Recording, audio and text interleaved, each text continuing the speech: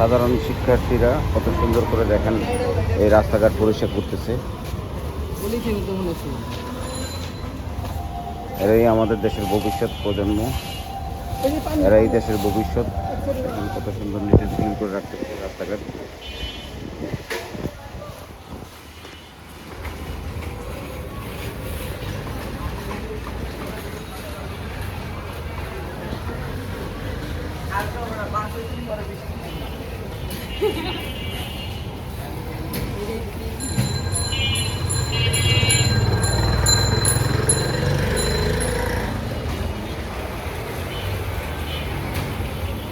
সাধুবোধ জানাই এত সুন্দর শিক্ষার্থীদের অ্যাক্টিভিটিসের জন্য।